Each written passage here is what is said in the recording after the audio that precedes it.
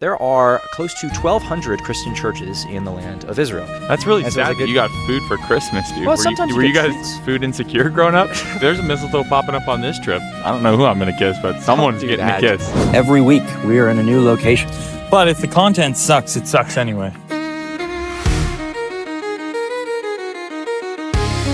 That's one, we get two. We get two. All right, ready?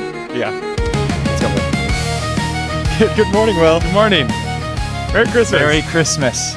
Merry Christmas from none other than the holy city of Jerusalem itself. Oh. Quite a strange place for us to be Jesus shooting was from. born here. Well, right nearby. Yeah, He was born that way. Unfortunately, we weren't able to shoot in Bethlehem this morning. We're traveling, and we don't always make our plans, so we kind of just have to make do with where we are. Yeah, we left the hotel at 6:20 this morning to make this episode happen. Though, honestly, even if we weren't filming, this would have been really cool to do. Yes. Regardless, because we got to see the sun rising over It's beautiful. Jerusalem, and yeah, it's pretty cool to be here on Christmas Eve. And if it's a little janky, I'm sorry. We're going to throw this together kind of last minute. I have like bad hotel Wi-Fi, and we're going to kind of have to put it at 1080p quality to make sure that I can edit it, produce it in time. Yeah. But we're really happy to be here. It's so Very beautiful. happy. And we don't have a bench either, so approach the wall. Yeah, approach the wall. For this week. It's so sad. I feel bad not having the bench. But we're traveling. We're globalizing the podcast. Yeah, globalize the podcast. It's amazing. We're actually, you can see in the back here, you can see the Dome of the Rock. That's the old city of Jerusalem. Over there, that hill that kind of rises behind it, that's the Mount of Olives. You can see the Garden of Gethsemane. The Church of the Garden of Gethsemane actually is right down there. You're probably not going to be able to catch it from the detail in the video, especially with it being 1080p. Yeah. But I mean, we're filming on an overlook of the holiest city in the world. And we're talking about the birth of the Son of God, who not only was here multiple times over, but died, was buried, and resurrected right behind us. We're probably going to go to church service tonight, a midnight mass at the Church of the Holy Sepulchre, which we'll talk more about.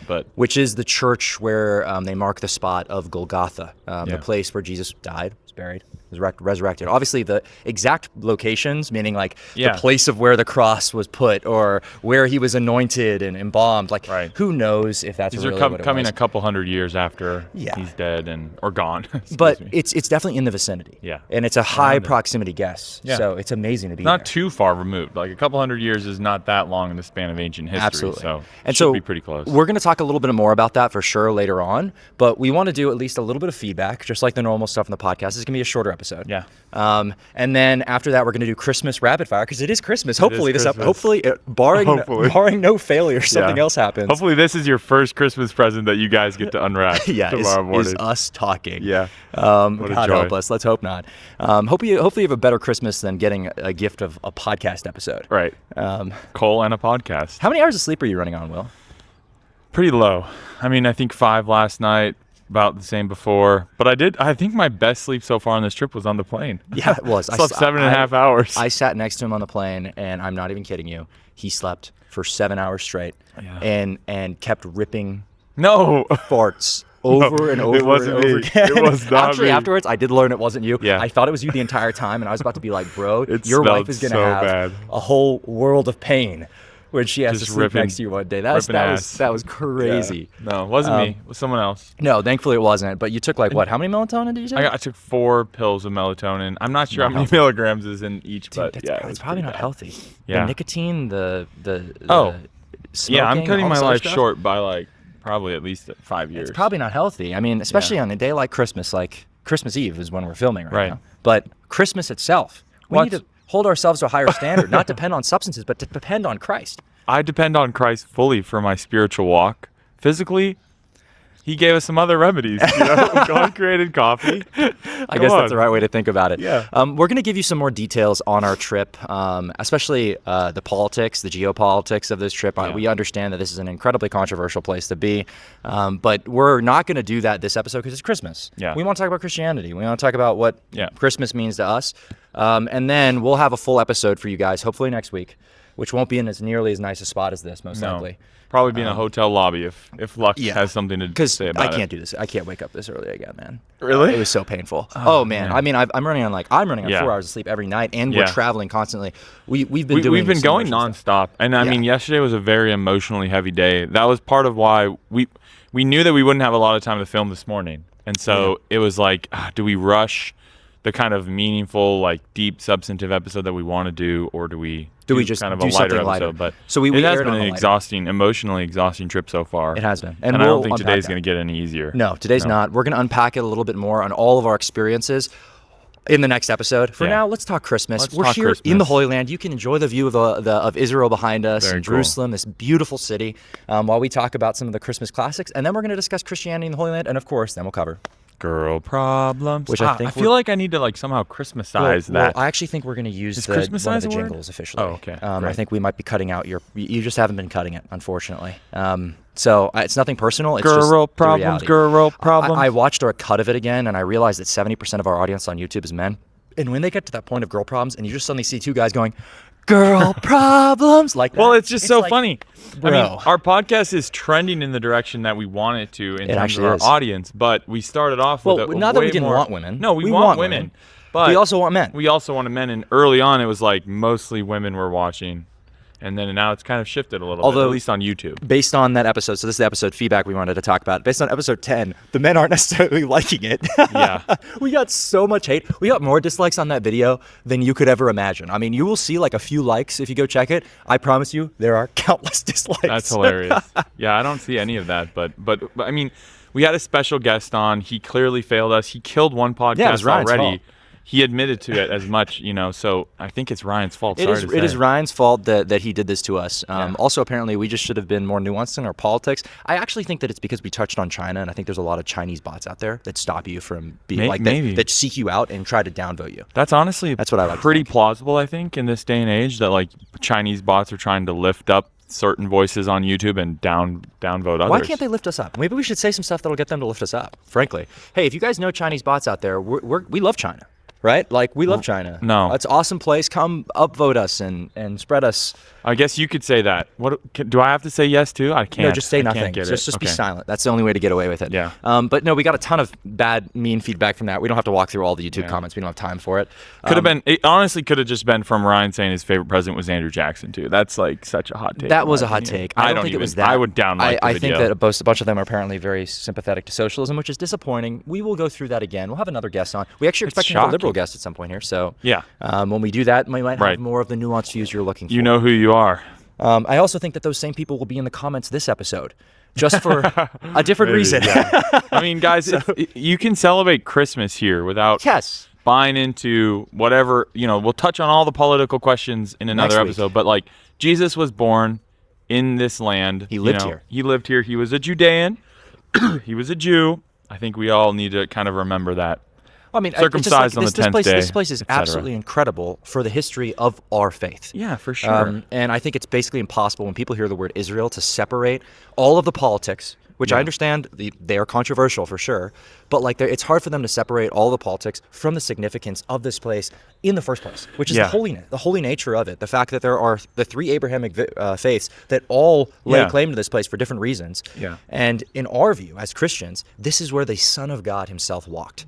And there is nothing like that. There's nothing like walking the steps outside the temple that still exists to this day. Yeah. And knowing that Jesus himself walked that. Probably those walked steps. there, It's confronted amazing. Pharisees there, performed miracles there. It's a pretty beautiful cool. place. I haven't actually. I've been here just. This is our really second full day here, and I haven't seen too much of like the biblical sites yet. But I'm really looking forward to it. I'm really looking forward to tonight, to some Christmas markets, to going to a midnight mass. I love midnight masses, and Yeah. it I'm should pumped be for it really too. special. Before we get into like we're going to talk about Christianity here in the Holy Land. We're kind of getting ahead of ourselves. We want to do a bit of an appetizer, talk about Christmas and our traditions, especially as Americans who've done Christmas. Before we talk about Christmas in Israel, and Sorry, we're I'm gonna do just the so same thing. excited to be here. Yeah, I know, it's actually amazing. And you see, we're tired. Sorry if we're not at the top. Oh of our my game. gosh, yeah, I'm so But- tired. So we're going to do the same thing that we did for Thanksgiving with these Christmas rapid fire questions. Okay? What would we have dressed up as? Would you have been the Virgin Mary? I could have been Jesus as a baby. Why did I have to be Virgin Mary and you? That's don't know. weird, man. No, I don't think either of us could dress up. We could be could be dressed up as shepherds. Magi, Oh, shepherds. I'd be I a would have done shepherd. Magi. I think Magi would have been. You more could have been a Magi because you kind of pull off the kind of Persian, Middle Yeah. Eastern look. I and can pull them all could, off. That's a nice thing. I could have been a white shepherd, Yeah. like David was. Well, I mean, we couldn't have been Joseph. There's that funny joke. That You know, like, David probably had red hair, and What? I kind of had a red. Seriously? He was described as like Rudy. Ruddy in appearance. Interesting. Ruddy, or however you say Maybe that a word. redder hair, probably. Reddish Yeah, reddish hair. Yeah, that would be interesting. Yeah. All right, you want to Yeah. jump into the Yep. questions? Let's Okay, go. let's start with these. When did you open presents as a kid? Like, what time? I got one on Christmas Eve Yep. morning. My morning. gosh. And Are then we you the open the same? rest of them on the morning? Yeah. Why do we have the same traditions? We have And the same would traditions you for always Thanksgiving, go too. for like? I would always try. I'm trying to block the sun for you. It's okay. I'm gonna get this. I would always this. try to get like the Lego or something that I could play with. Maybe it was a video game if I was like later in life. As a college kid apparently. But I Legos. would. You're saying that Legos are too. You shouldn't use them as No, they're older? Legos definitely, Dude, their but video architecture games. Legos. They're super expensive They're for so a reason. cool. It's because older grown-ups are Yeah. buying them and building, and they're beautiful. I bought and a I've Lego seen a one couple in years your ago. house. Yeah, totally. I'm not hating on Legos. I was hating Yeah. on video games. Oh, okay. Jeez. Well, I don't know what the still difference love a between those Lego two for things is. Christmas. This man has a literal Lego set up in his room. What is it? It's the Van Gogh. Yeah, I have Starry Night, very which is cool obviously much more Starry Night, mature. yeah. But still, like, come on. And I also have a Formula One car in there too, a McLaren. Yeah, he's still got that kid side to him. Definitely, I love Legos. So anyway, I would try to open the Lego so I could play with it that day, set it up on Christmas Because you Eve. know from shaking it. Yeah, I would try to shake. See, this the reminds Lego. me. We would, whenever there was food in our gifts, we would just hold it out to my dog. We wouldn't know if it was food, obviously, but we'd hold it out to, Oh, to, wow. to I'm figure sorry. out if there was food, because he'd start biting it. Yeah. If there was food. That's really And so it was a sad that good- you got food for Christmas, dude. Well, were sometimes you, you were you get guys treats. food insecure growing up? No, Like you'd get canned beans in your stocking? We'd get these specific chocolates, which my mom's gonna be upset with me for not remembering the name of them. They're these Swiss chocolates that are wrapped up in plastic. They're like individual, like red balls. Oh, blue Lindt. balls. Lindt. Lindt, That's it. yeah. Lindor chocolates. Yeah. We get those every Christmas. It was a tradition, and so Those are whenever we great. didn't know if it was it or not, Yeah. we'd hold them out. Sometimes she'd give. Hopefully other your food. dog This is wouldn't like- take a bite, 'cause This was he'd be all sick. stocking stuff. By Yeah. the way. Like, Yeah. Okay. Let's talk about stockings. Really stockings quick. was like a classic. I mean, my mom Classic. would stuff our stockings. I remember coming down in the mornings. I will never forget that experience as a kid. Coming down, full stocking, taking it down, like having to like lift it in a certain Oh, way. wow, yeah. Put it down, and then I had multiple. Sometimes she'd have so many stocking presents that it wasn't enough They room would in the just stocking. be at the base of the Yeah, it would be stocking. the base of the stocking. We never were that privileged growing up, but I had a lot of stocking stuff. We would get one in our room when we were younger, like a mini stocking. Oh wow. And a couple of years that was like a Chevron car for me. Like a Chevron car would kind of be like put in that stocking. Well, I mean, like, And- just in all fairness, though, the reason you probably didn't get as many is the Depression era, right? So, like, Yeah. growing up in that time, it was tough. It was Yeah. really tough back Yeah. in the day. Luckily now I own land and I'm established and I'm a boomer and I'm He the actually reason does own land. I'm the reason that this economy is failing right Yes. now. No, in my stocking though specifically, it's an English tradition to put a penny in there and a clementine orange. Why? And my dad, that would always be at the bottom of the Why? stocking. Why do they do that? It's just an English tradition, man. I don't really You know, hear the but like weirdest things pennies about the used to be able to traditions. buy We're gonna eat pennies. toad in the candies. hole. It's like, where did you come up with that? Why? Yeah, Like, I don't know. They choose things that are so odd. Right. Well, And then they don't Germans get dentistry Germans done. literally put stuff in your actual shoes, you know, I don't- to this I day. don't understand But that. I still love that. I like getting the little orange in there and eating it that morning. That's actually with really cinnamon nice. rolls, yeah. Well, I mean, so we do a ton, and then we'd have Christmas presents under the tree. Yeah. And those like, would normally it not be wasn't- from Santa. You didn't have them, say, from Santa? No, those were from my parents. Santa did the stocking. Santa did the stocking. What? Yeah, that's it. That's how we did it. Did you guys like put out cookies and stuff for Yeah. Santa? Did you ever do carrots for the We reindeer? did carrots for the reindeer. So yeah. did you believe in Santa? Yeah, I believed in Santa. Oh wow, Yeah. what a chum. Of course you'd think that. I never believed that My because faith I knew is better. so strong. I knew better. No, your faith Lord, was come very strong, quickly. but in Santa, the wrong things. Come quickly. Yeah, that's true. I do worry about that a little bit. Like, I worry about that if too. I tell my kids that Santa's real, will they then disbelieve me when they find out God is also Is someone real who I and believe you in? have to have faith in him. I know. Well, I mean, no, don't get. Actually, I definitely believed in Santa to some degree. I think when I was younger, my dad was really into it. When I was too young to remember a lot of times when he went really all out. He did Yeah. do this sometimes though. Like there was a time when my siblings they were a little bit older than me, so they kind of remember this better. Like he laid out like fake snow prints Oh, of that's like really the cute. reindeer Yeah. coming in and like. That's really cute. So I mean, he went all I'd out. go all out. I'd get up on the roof and try to come down the chimney. What? That'd be kind of Seriously? fun. I'd Like, try. As the father, you do that? Sure. And Bro, that- you're gonna get yourself hurt. I know, probably. Wait, but what- that'd be really fun. That'd be commitment to the bit. Everything would be like sooty, you know? It would be. It'd be kinda I fun. think your wife would be very upset. No, she'd be into it. Did She you ever better come be down into it. early on Christmas night, like midway through Oh the night? yeah, Did you ever so check it out? when I was a Spoil little us. older, that was one of my favorite things to do. That's This was disgusting. after I didn't believe in Santa and stuff like that. but Disgusting behavior. I would watch It's a Wonderful Life with my mom. That's a tradition. That's okay. And I would love to just kind of sit before I go to bed. I like to just sit, complete darkness in the house. The only thing lit is the tree, and I just like to but look you'd at see it the for a present. while. The presents were there already? The presents would be there because Oh they were my from my gosh. parents always. No, but that doesn't. No, wait. So you guys didn't put new presents under the tree? No. No. Sometimes if they were What? like the big, Bro. we would usually get like one main gift, like the Lego, and that would actually be put out late. Dude, no, that's crazy to me because I'm not kidding. The experience, the core experience for me as a kid was like the tree being almost empty, having a few presents for cousins, whatever. Sure. And then coming down in the morning at 6 a.m. because That's I was cool. I was the most prompt. My siblings you can were. attest this. I'd run in, course my he brother was. would be trying to sleep in, and I'd be like, Jake, get up, come on, Yeah. we need to go. We'd run downstairs, and it would just be overflowing with presents.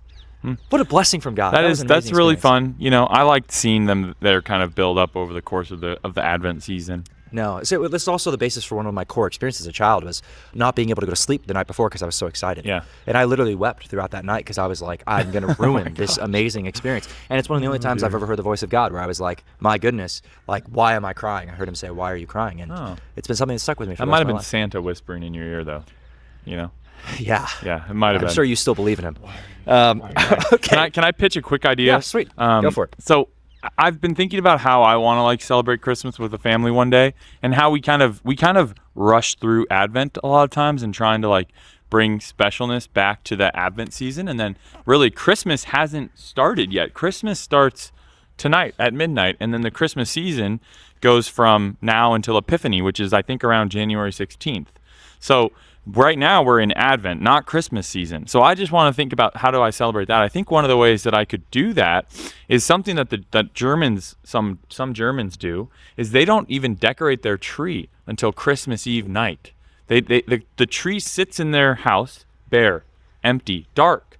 Maybe it's just like a candle or two for Advent in their window. And then on Christmas Eve, the family comes together, the tree gets lit, the tree gets decorated, the presents come out, and then it's like, okay, now our Lord is here. He has come, light to the darkness. I kind of love that symbolism of like waiting until Christmas. I can appreciate the symbolism, but it goes against everything I believe about As an Christmas. American. Yes. Yeah, I know. You It's should, very you should anti-American. decorate the tree the day after Thanksgiving, put up all the Christmas decorations, and then you get the full season of Christmas decorations there. Like, Yeah. I don't some get that. some American Christmas celebrators take everything down like the day after Christmas, Yeah, I mean, I don't like that. Our family normally does the day after New Year's, I'm pretty sure. Yeah. If I remember correctly, that's normally the time that we end it. Yeah. Because like we'll extend through a little bit longer because Mm-hmm. after Christmas there's still that those fumes of Christmas left over.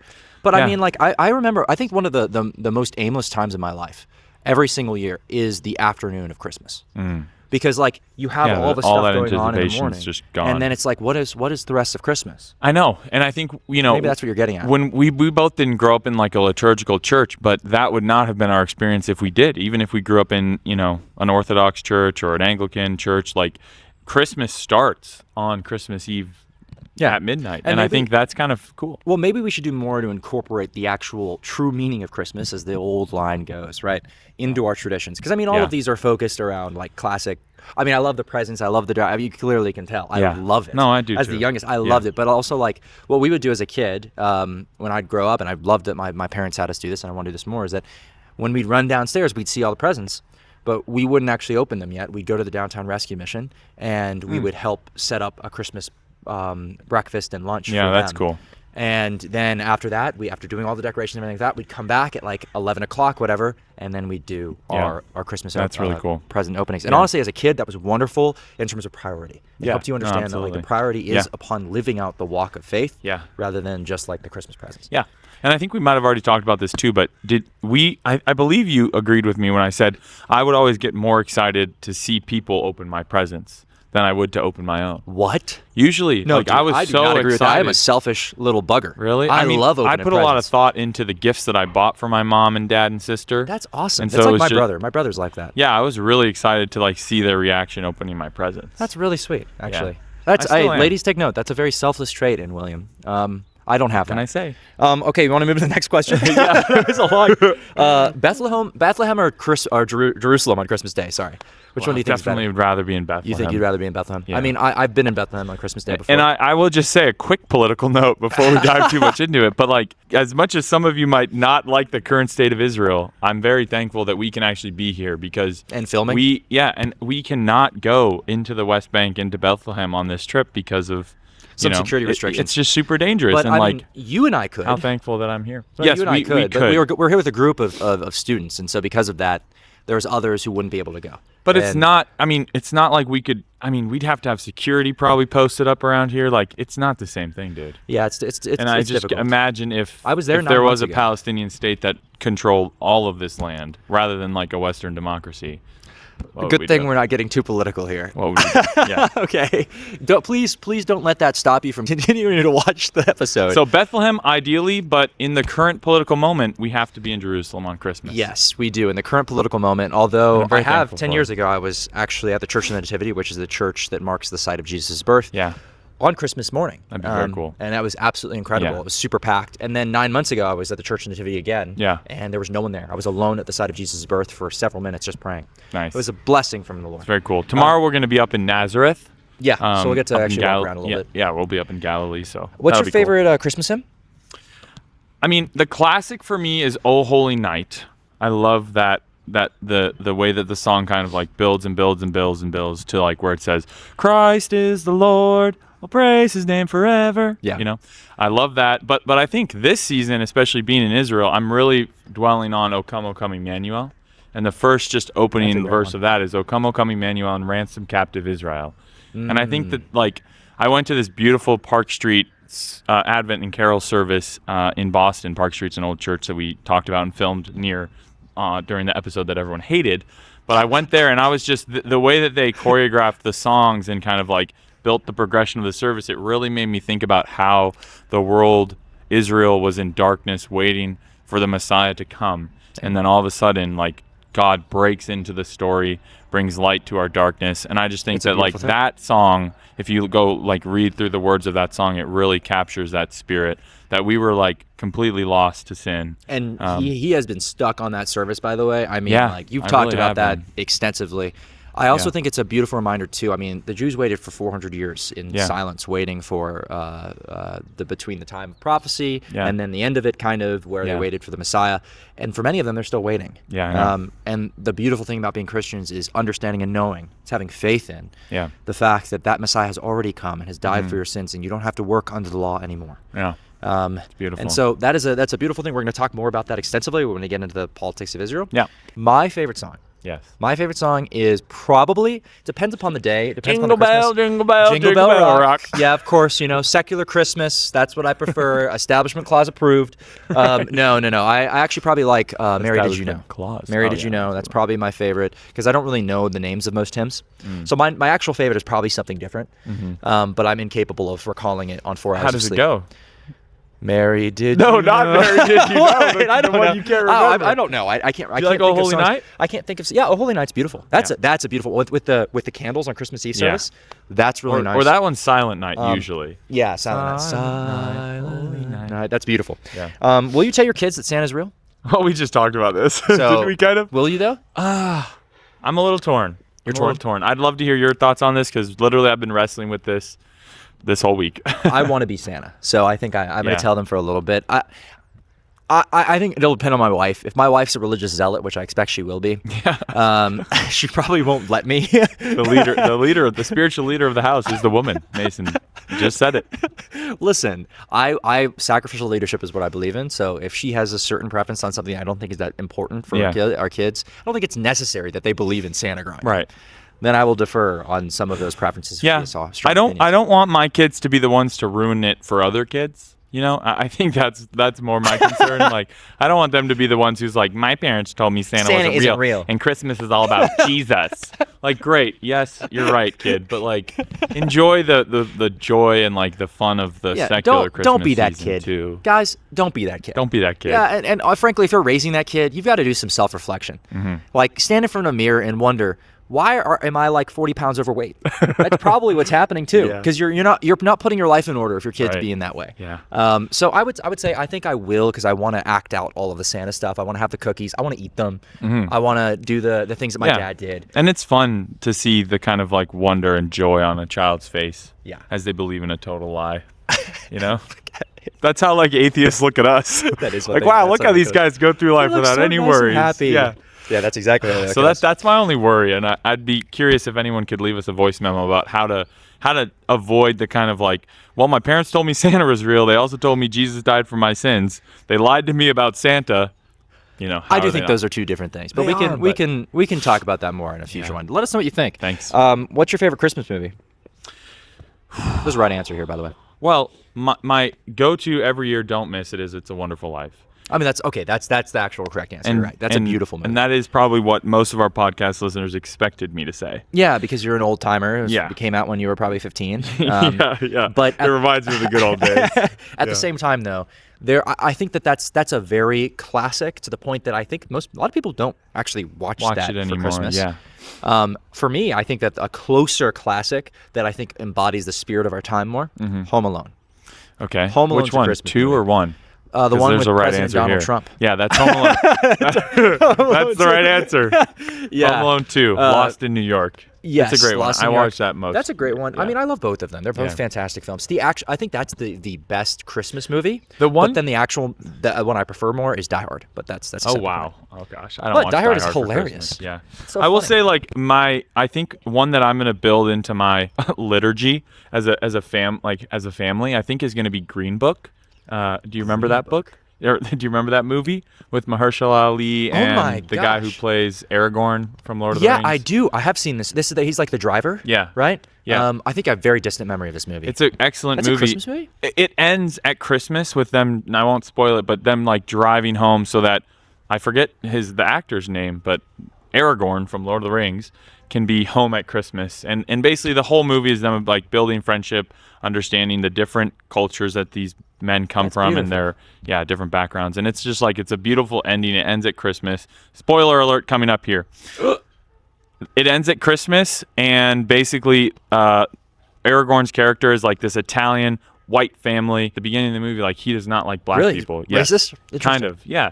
And he actually invites Mahershala Ali's character over. Don Shirley is the actual, like, and it's a real story. And he invites him into his like Italian Christmas dinner, and it's super beautiful. Yeah, I mean, I tear up to this day when Don Shirley, that guy, knocks on the door. He comes back. He leaves. He drops him off. We don't think the movie's going to end. They're not going to celebrate Christmas together. And then you hear a knock at the door, and there he is. And he welcomes him in. And his family's like sitting there like, you know, shocked that there's a black guy coming into their house. That's amazing. But it's awesome. That's what Christmas is about, though. It's welcoming people in and caring for them. For sure. Jesus came for everyone. 2 more. Real tree or fake tree? Real, 100%. I don't care where you are. Don't get a tree if it's going to be fake. Okay, my dad just does not do real trees. He did them growing up, and this is what we talked about. How about servant leadership? Well, he doesn't do them because he thinks that he says, one, they're a fire hazard, like a massive fire hazard. He said when they dry out, if they catch on fire at all, they go up in flames like nobody's business. And I think the real reason, Father, is because he doesn't want to have to do all the sweeping of the pine needles and all this other stuff. So we'd always have a plastic one growing up. Yeah, that's really unfortunate. I will just say, growing up in the Pacific Northwest, we have our choice of evergreens, and there are some out there that don't drop needles as much, that basically stay good the whole What like a beautiful place to grow up, the months. Pacific Northwest. It Awesome. was. I'm just joking. I mean, it's such a beautiful place. It is. I like making fun of you guys because everybody I know from the PNW, they just talk about it constantly.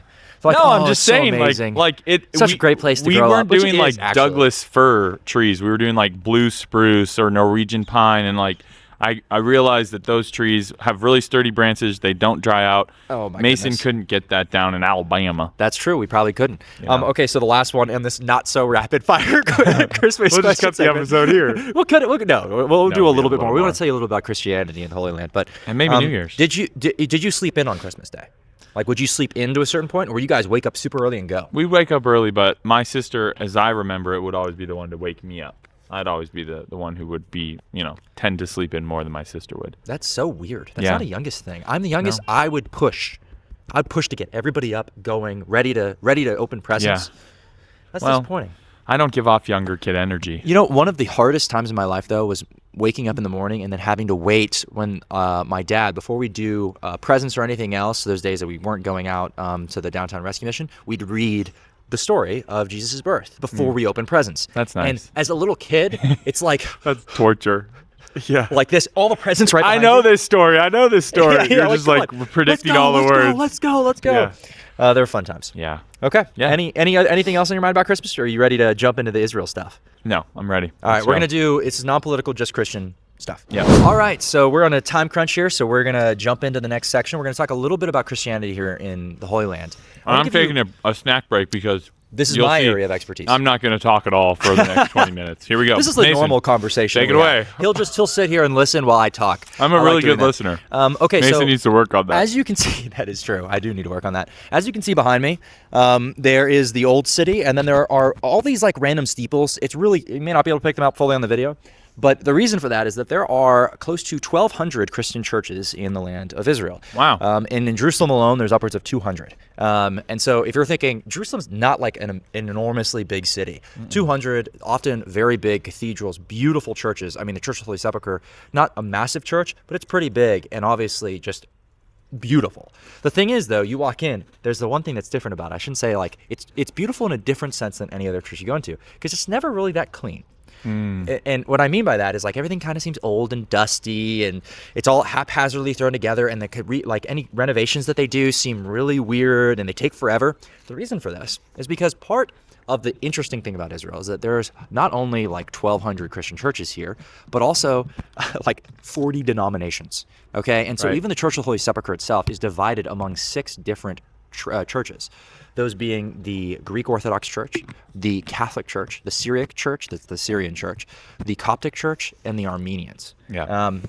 And so all of those people, they all share the church. Why aren't they giving any cut to Protestants over there? Come on. Because unfortunately we weren't around in time to Darn get a piece of it. Ah, But we do man. have the Sucks not being part of the Lutheran historic Redeemer. church. Well, the Lutheran Church, you shouldn't say that. But the Lutheran Church, the Redeemer, is right nearby, actually. Yeah. But unfortunately, we don't have a piece of the actual thing itself. The Greek Orthodox actually owns most of the Church of the Holy Sepulchre, but they all Which makes- govern this yeah. under something called the status quo arrangement, Okay. which goes back to the Ottoman times. Yeah. Because this place has been ruled by like every empire. Well, under I the was sun. going to say it makes sense that the Greeks have it because it was built under the Byzantine Empire. A lot of the churches here are Yeah, Byzantine. It makes sense that they'd have more authority over it. And there's also like 40 Catholic orders or something like that are Wow. here. And so they're all kind of piecemeal doing different things. Yeah. But the Catholics and the Greek Orthodox do a lot in terms of the heavy lifting of the churches in this area. And then the Syrians, the Coptics, and the Armenians just all argue about whether or not they're the first church. Yeah, right. So Oriental Orthodox is Yeah. the broad group of those churches. I'm trying to remember if I forgot one. Syrians, Armenians, Coptic, Ethiopian. Ethiopian. Yeah, You so forgot that's Ethiopian. fine. I forgot Ethiopian. Yeah. My apologies. But those are the churches that control it, and they all govern it under a status quo arrangement. There's so much disagreement among those groups sometimes, especially over the religious rights that you can practice, because not only are they different groups of people, but often they have different religious beliefs at times about God, or like slight different beliefs about Sure. God or about Christian practices. And so they'll live those things out, or they'll try to assert claims over different parts of the church that might be in violation. Yeah. And so sometimes you'll see videos of like the monks like beating the crap out of each other because they're getting so angry. And Oh, they really? can't- Yeah, they'll Wow. get to blows. And then there's also like this famous ladder. It's called the immovable ladder that's up against the wall of the Church of the Holy Sepulchre, and it's been there since at least the 1800s, so 200 years. And the reason why it's just sitting there is because nobody has the clear right to go and take it down. And so if any one of those denominations goes up and tries to take it down, they're asserting that we have control of that area of the church, and all of the other guys are going to start fighting them and losing Interesting. their minds. So they just all don't touch it. Yeah. But it's the same also with the Church of the Nativity. Church of the Nativity is primarily controlled by the Greek Orthodox. It has a portion of the Franciscans that run it. There's like this side church. And the Church of the Nativity is where Jesus was born. Yeah. Church of the Holy Sepulchre, again, is also where Jesus was crucified, died, buried, and resurrected. Yeah. And so the Church of the Nativity obviously is more significant for Christmas Day. That's why I want to talk about it a little bit. It's divided up also, and so you go there, you'll see that like part of the grotto where Jesus is supposed to have been born, there's like a star that you can put your hand into and touch. Like part of it, the altar itself, I believe, is controlled by the Franciscans. Then the whole space is controlled by the Greek Orthodox, and then they have different agreements over who can do certain rites at different times. I mean, this place is bureaucracy. It's because none of these guys get married. I'm telling you. I think it's that reason. I think they all sit around. They the say Greeks scripture. can get That's the married. only stuff. Well, okay. Well, I mean, maybe the Franciscans. Can the Greeks get married? I didn't realize the Greek Orthodox Orthodox can Okay, get well, married, maybe yeah. that's it. That's why maybe they're fine. They're the one true church guys. Maybe that's it. Maybe, what happens if it ends up being the Syriac church? You know? I don't know if they can get. I don't know if the Orientals can get married, but I'm sure they no. can. Yeah. And Orientals, I mean The Oriental churches. Church. Don't cancel me. My law firm out there. That did sound bad. Yeah, it does. That's an old term. But those places they have very stark disagreements Yeah, over they do. who can run different aspects of the churches, and you see that everywhere. Even going into these different churches, you'll find there's like 2 churches of the Annunciation or something like that. Yeah. There's multiple different churches where they mark, if you go to Cana in Galilee, where there's like the wedding, the first wedding, the first miracle that Jesus does, where he turns the water into wine. There's 2 churches there, I believe. There's the Greek Orthodox, there's the Catholic, and you walk in, you're like, okay, so which one's the right spot? You're right. Right? And they both disagree over which one's the right spot. Yeah. And nobody knows. They're probably both wrong. Like who knows? I would always default to the Greeks just because they were probably there first. Interesting. Just want to say that. I mean, unless unless these churches were built during kind of the Crusade when Catholics did have a kingdom here, I think I would default to the Greeks because they were here first, guys. So most of the churches in this area that are constructed are built, at least the ones that are closest to being accurate in terms of location. Sure. They're built on old churches that were there before Yes. and because these churches have existed over generations, going back to the Byzantine era, and then before that, millennia. when Saint Helena, who is the mother of Constantine the Great, she gave her life to Christ, and then she went and toured this area and found a bunch of those spots, and constructed little churches over them. Yeah. And from her doing that, those are the places that we tend to acknowledge, because Right. Christians have been going back to the first century trying to mark these Certainly, locations. yeah. It's not implausible that I think I've always been a little more skeptical about these church sites and where they're located, but like we kind of mentioned at the beginning, for ancient history, we are not that far removed from the life. It's not implausible to think that what St. Helena got in like the 300s is, too far off from the historic sites that people would have been celebrating before that. It's quite possible that it's accurate. I mean, but here's the other thing. This is also what I want to mention. The Holy Land is beautiful and awesome for the history, but it doesn't matter to my faith. Yeah. That's the difference. Like, it matters to the extent that it's awesome to go to a place that has that significance, to think about it, to meditate, and to say a prayer there and to feel close to the Lord. But if this place was wiped off the map, I would still be able to believe in my Lord, commune with Him. Whoa! You said no politics here. That's not the point. I'm not trying to be political. I know, but we're kind of giving away that we're not dispensationalists. Yeah, we're not. Okay, that is actually true. So that's coming up. Yeah, that is coming up. We're not going to get too much into the religious beliefs. Some Christians will disagree with that claim because they think that Israel is integral to the end of times, to the Book of Revelation. And I'll cover that in the next episode. And I just wanted to say, we'll cover kind of the history of Israel and the different empires that have been here next episode too. So trying to just give an overview detail. Of I'm sorry that we've been kind of chaotic this episode, especially in my retelling of the facts, because we're just exhausted. But we'll be better next time because it won't be like super early in the morning and we're rushing to go to the next site afterwards. But the big thing I really wanted to touch on with that though is that like I love this place. I think it's incredible, and we have these huge fights. The denominations, they fight over the Church of the Holy Sepulchre and the control of it and everything. And like, to me, I admire the desire to uphold our faith in that way, to respect these locations. I think people should visit them, they should take pilgrimages here. But my faith is not built on a place. My faith is built on a God, on God Himself, and on a man who gave His life for me. And because He gave His life for me, I'm able to be forgiven for my sins. Yeah. I think for me, the being here is, like Mason's saying, not integral to my faith, but it's a helpful reminder that the God we serve came down incarnate, walked among us, lived here, touched some of these stones that we're going to touch. That's a helpful reminder just to kind of keep yourself grounded in the truth about Christianity, that Amen. Jesus was here, He walked, He lived among us, performed miracles, died, rose, was witnessed by 500 people, etc. That's a cool reminder, but the actual when like other religions in the world, these pilgrimage sites matter a lot more. And even to kind of more Orthodox and Catholic people, these sites matter to their like faith experience, and I think that Mason and I don't share in that kind of in that belief. same way, although we do respect it as a place and its historical significance. Yeah. I mean, clearly, looking out over this city and its history and its peoples, there are so many different faiths that walk these halls, that lay claim to this place. Mm-hmm. The old city itself has a Christian quarter, a Muslim quarter, a Jewish quarter, and an Armenian quarter. Yeah. And like, as you walk around there, you go from one place where you have all of this culture, all of these beliefs, these certain types of people, and then boom, you cross into another road, and it's all of a sudden entirely different. Yeah. And I think that is an illustration of the significance of this land, the land between, and why it's worth talking about, why it's worth visiting. Mm-hmm. And we'll talk a little bit more about that in future episodes. Yeah. And just another thing to say on that is, as you're describing these different denominations that have say over these churches, I think, in my maybe idealistic view of the world, that while they are fighting about a lot of it, it is also a picture of what the church could be, and the unity between different denominations, between Sometimes. Catholic, Orthodox, and Protestant. I mean, there are very rivalrous relationship. there are differences in how we want to practice, our experience of the gospel, for sure, and like those are reasons that we could get into later, but about why you might leave a denomination or go with one over the other. But the fact that they are, sharing a space together, despite those differences, is cool. Well, I don't know that happens in Islam. Dude. Well, the funny thing is, though, that they all argue that they're the one true church, I'm pretty sure. Mm-hmm. So, like, in terms of, like, the oldest church, the first church. Right. Not all the way through. I think the Greek Orthodox, they have a little bit more of, like, an open-ended... I mean, the Orthodox, they just have a more open-ended slightly. Yeah. But they still think that they are the ordained church. Right. Actually, I'm pretty sure they're even more strict, frankly. So, like, these churches have very narrow views of faith often. They do. And... That's part of the reason why they're here fighting for this land is because they think that they're right and they believe in that. Sure. And I respect that to the degree that they're willing to stand up for it. And maybe that's both a strength and a weakness in Protestantism, where I look out and I'm like, no, it's a strength for sure. well, it's a strength and a weakness, because I think that it allows us to be able to look at them and say, listen, like, at the end of the day, it is a relationship with God. But at the same time, then our weakness is that we open up the doors of doctrine. We open up the doors of the church to maybe people who may end up not being believers. Yeah. And so that is the weakness. That's the weakness. I was more saying the strength is in not laying claim that one branch of Christianity is the one true church.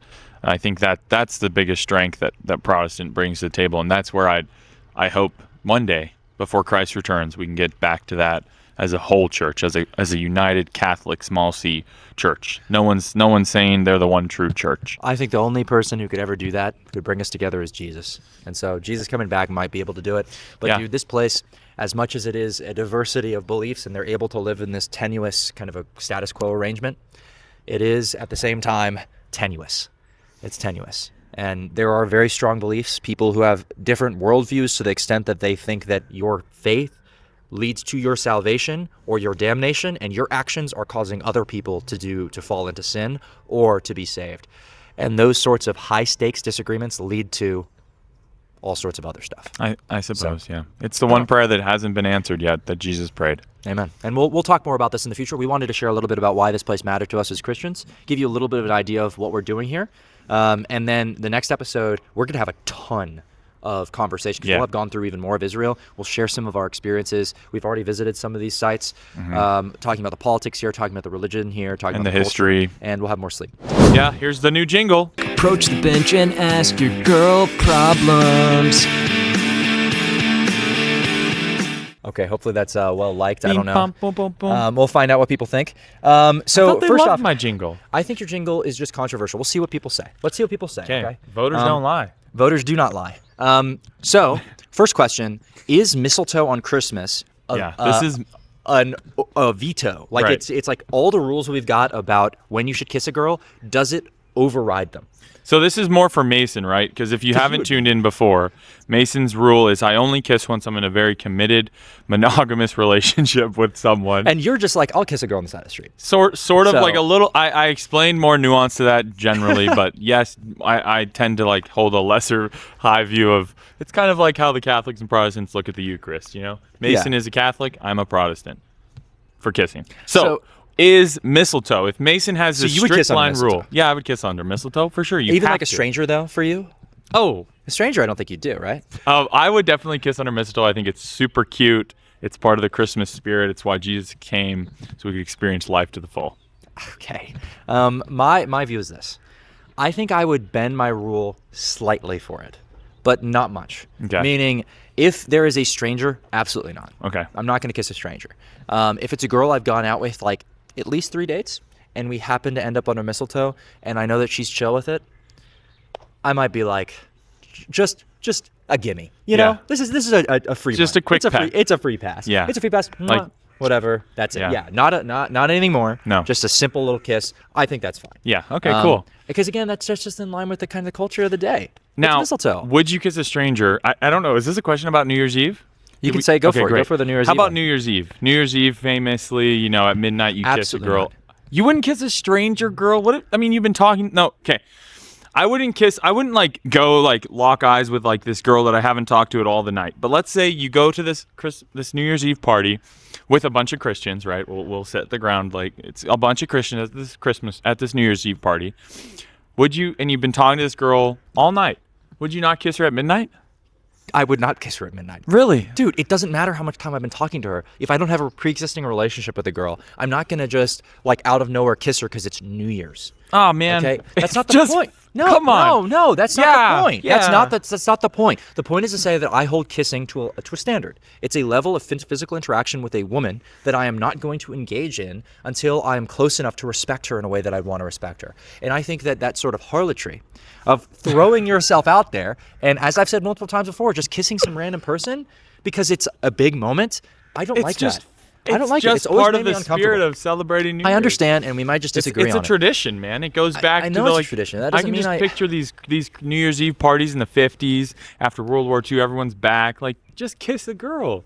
Yeah, you know, but celebrate life. That was a different time. And also at the same time, I think that we need to bring more of a level of respect for the other party, for the other sex, into fashion. And I think part of doing that is realizing that kissing and all these other actions have higher stakes than we actually But we're just talking about pecks. We're not talking about makeouts. I know. Just quick peck. Dude, I'm not going to kiss a random girl. For the tradition?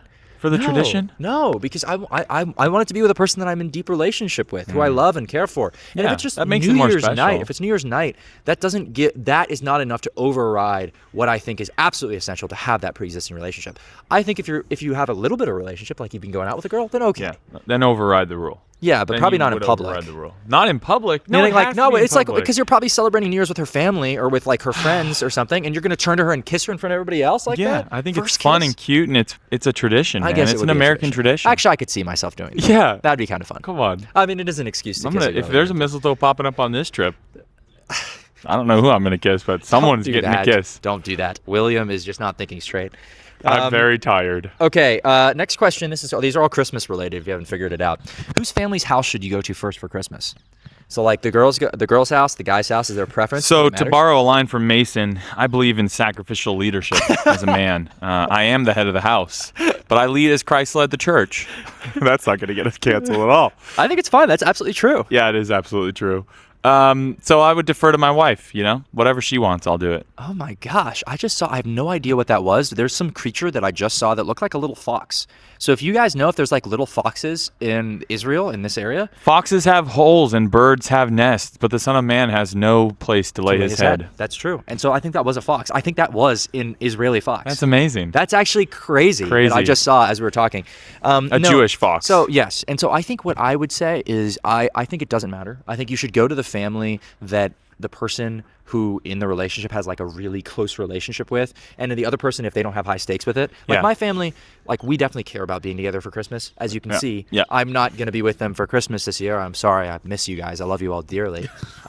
Hopefully they're probably watching this episode on Christmas and hearing that. So I feel bad. Dear. Yeah, I'm sorry. I dragged but- Mason into this largely. Yeah, this is his fault, by the way. He decided that this trip should be over Christmas. because we wanted to come evangelize. I'm all for it, but we can evangelize on days other than Christmas. But no, So special. it's okay. And so I think I would say, like, I would go with a girl if the girl is, because I'm probably gonna be dating a girl who's younger than me, and so if the girl's younger than me, she probably has a closer relationship with her family still. Yeah. And so Yeah. I probably would err on the side of Especially if she's like, still in college or something. Yeah, that would be funny, huh? Wouldn't That would be really weird. it? Okay, We're getting to that question a little okay, bit. we will talk about age and age differences right now. no, do you want to talk about it now? One of the Okay. questions was, is the half your age plus 7 rule appropriate? Is that appropriate? And I mean, Yeah. this is a perfect segue into that. Is that appropriate, Mason? What is half your age plus 7? So the reason why we bring up the young thing is because like I often end up falling for girls who are slightly younger than me. Yeah. And I think it's a common thing. It's a common thing for guys to fall for girls who are younger than them and girls to fall for guys who are older than them. Yes. Um, it is. But there is a rule that says that you take your age. So I'm 25. I take half my age. That's 12.5. 12 and a half, yeah. And then you add 7, 19 and a half. So it means that the kosher time, the lowest age that I could possibly date is 19 and a half. What? What is wrong with you? Do you think that's still too young? Do you think that's still too young? Yeah, I mean, so what's mine? I'm 37. Yeah, so half my age. I'm 28, half my age 14 plus 7. 25. 21. 21, my bad. You can see I'm a lawyer. I am not a mathematician. 20 You took an econ exam Like, too. so here's the thing, right? When Mason says 19 and a half and I say 21, There's not a huge difference there, but it just sounds like there's a huge difference. There is a huge difference between a 19-and-a-half-year-old and a 21-year-old. So I think it just depends on I think like it's your different for season women. of life. I think it's different for the women because the men, we mature at such a slower rate. Right. But I think that the difference between a 19-year-old girl and a 21-year-old girl is a lot different from Yeah. a 19-year-old guy and a 21-year-old guy. Yeah. Oftentimes. Obviously, generalization. So I think the rule is great.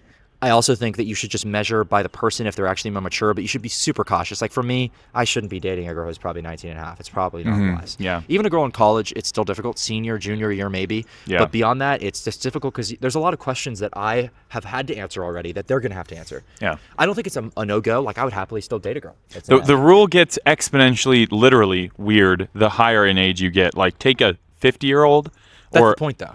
or 40. You're talking 27 But I for a think people think about it 40-year-old. differently, though. Right? Like, so the whole point is if you hear of a girl who's like 28 marrying a 40-year-old, you're like, that's kind of weird, right? Yeah. But like at the same time, it's not as it's No, still I think, within the rule. I think It's that's within the rule. exceptionally weird. I Of think course that's it's weird. exceptionally weird. Of course it's weird, but it's still within the rule. Yeah, and so, the like, rule is bogus. you I'm think just the rule saying. is entirely bogus? I think the rule is pretty so much. when would you say the bogus. minimum age for a 40-year-old is? Like I would just kind of maybe say. I don't think 28, 30 is as bad as you actually think it is. Really? No, 28, 40, bro. 28, 28 to 40 is not as bad. No, I as- think it's the weird minimum still, age but for a 40-year-old is she's in her 30s. interesting. I don't want to go I don't want to go to the teens, and I don't want a 40-year-old to go to the 20s. So you think it should be like 20s, 30s, Maybe something that kind like of that, vibe, yeah. or like you stay within the decades of each other? Roughly. Like when I Okay. turn 30, I think I could still date someone in their 20s. Yeah, so like I if could she's still like date somebody in their 25, teens. 26. I'm just joking. No, That's terrible. well, I guess so. Gosh. No, but then we get into this whole weird territory of like she could be still in high school or Yeah, college that's and all that stuff. I think it's a maturity question for the person. I think you should be super cautious, and you shouldn't fall into this stuff. Okay, the last one, we're also going to do Israeli-themed girl problems in the next episode, so keep that up. Some Spicy. very Yeah, funny, some really good ones. really funny girl problems for those ones. The last one we're going to do for Christmas is when should you buy her a present? Yeah. Like at what point in the talking stage, Yeah. in relationship, do you get her like a Christmas present? This is a real question that probably both of us have faced and are currently facing. It's tough. I think when you're dating, I sort of look at So you think presents. you have to be like actual together, a firmly relationship, and if you're not boyfriend, girlfriend, you don't. Yeah, I just think I like to get gifts for people that I'm talking to, just kind of spontaneously. If I'm traveling in Israel, like I might look for something for whoever I'm talking to, right? Yeah. But like the pressure around a Christmas gift and the expectation there, I think is like I'd rather just save that for when we're dating. Yeah, I think if you're exclusive, you should get her a Christmas present. Yeah. I think if you aren't, there's no pressure. Yeah, you If still can. if you're like 3 dates in, it's actually weird to get her a Christmas present. I Right, think. right. Like 2 dates, that's weird. You need to ramp it up. But if you got to the point where you guys are kind of like texting a lot, Yeah. you're talking, you're joking about presents and stuff, maybe, or maybe it's just a nice little thing to do on the side.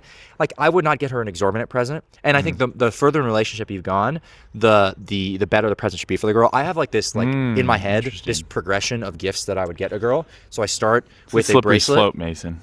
yeah, necklace, Necklace, ring, earrings. Oh, or earring, yeah, earrings. earring, then ring, rings, because like it's that kind it's of an vibe. engagement It ring. goes at that further point. and further. Yeah, and Yeah. then where does it go from there, bro? You just have to get a nicer bracelet, a nicer. I think you necklace, just nicer. start getting better stuff, and you take her to nicer dinners, and you take out more loans. Yeah, I and know. you go deeper in debt. This is the thing. This is the complaint that I hear from young men a lot. Is it's a slippery slope when you start buying them nice gifts too early, or you got to get a better gift. It's tough. It's a really tough predicament, and I just think, got to slowly progress. or you just Slowly need to be progress. with a girl who doesn't care about that stuff as much. Yes, to some. I mean, obviously, I think you should be with a guy who doesn't care about like the kind of gifts he's getting as well. Like, Right. At the end of the day, it's about the relationship, but that's not the point. The point is to Sure. say, I want to get her a good gift that does ramp it up, right? That shows her I care about you, and I want it to actually reflect the level of commitment that we have to each other. To the point that when I get her that engagement ring, she has a bunch of other things already to go with it. Oh my gosh. What? No, that's Listen, fine. Sorry, That's women. fair. I think women would want that. Yeah. So I don't think there's anything wrong with it. No.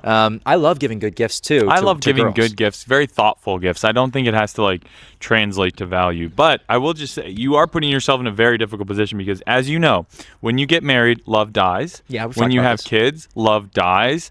And so you're kind of putting yourself in this impossible situation where your heart, the last thing you're going to want to do is get her a nice gift for Christmas when you've been married 20 years and you have 6 kids. Hey, sometimes there's strategy behind it. My dad got my mom a ring after she had us 3 kids. I have 3 siblings total. I guess I'm one of 3 siblings would be the right way of saying it. And We're so she got tired. a ring. She got a ring with 3 diamonds. He got a ring for her with 3 diamonds to Yeah. signify each of us, right? See, I would have gotten her a And- ring with 4 diamonds No, to no, no, no, no, signify no. I want one See, more. but this is the point, though. It's strategy. Uh-huh. Because at that point, you're like, oh, and it's done. Right? Like, Right. and these are the 3. Right. Well, you It's- could it's always add strategic. a diamond to a You ring. could. You Yeah. could add diamonds, but it's strategic. You can It's use strategic. jewelry for other things of saying. See, like, I would hey, do- we're- See, there it was. There was the fox. I- I'm telling you. I feel like- that was amazing. I that was it. Okay. I feel my like gosh. I'm going to be in the inverse situation where I'm not going to be buying her a ring to signify that it's finite. I'm going to be buying her a ring to be like, can we please have one more? You know, it'll be like, Yeah, we've had 3, I get her 4 diamonds. I hope you don't have to We beg your 4. wife to have more kids. That'd be unfortunate. I feel like But I'm you going never to be know. in that position. You never I don't know. It might happen. Yeah. I'm sorry. I've just lost it about the fox. I swear that was a fox, or it was like, it looks like a coyote or a fox. I don't know. It's gray. So if there's people out there who know animals in this area, there was a huge gray fox-like, coyote-like creature. You that know just what we ran have, across our Mason, path. that wouldn't take you doing a 30-second bit on this is Google. Well, no, but I'm telling you, I saw it. It was amazing. Yeah, we could just Google, are there gray foxes in Israel? Yeah, we'll look up at that afterwards and then find out that I was entirely wrong and it was Yeah. like a coyote. Yeah, or a dog. Or something random. Yeah. But otherwise, I think that's it. We've gotten a good bit of footage Yeah, here. this is great. We have to go. It actually is 8:05 right now in the It's morning. time for we us to we need to be ditch. back at the hotel in about 15 minutes. Yeah, so Merry thanks so Christmas to much, y'all. guys. Yeah, Merry Christmas. Hopefully this episode brought you some joy in this season, some light to whatever darkness you're going through. Amen. And just know that we can't fill that void for you completely. You know, only Jesus can. Yeah, Christ Yeah. can. And Amen. so it's really a blessing to be able to speak to you all. And as always, we love it. Yeah. We're happy to do it here. And look out for next week, because next week is going to be a longer episode and more intense if we're able to get around to it traveling, because it's intense. Yeah. But- so rejoice. Amen. Emmanuel Rejoice. has come. Christ is born. Jesus loves you guys. Bye, guys.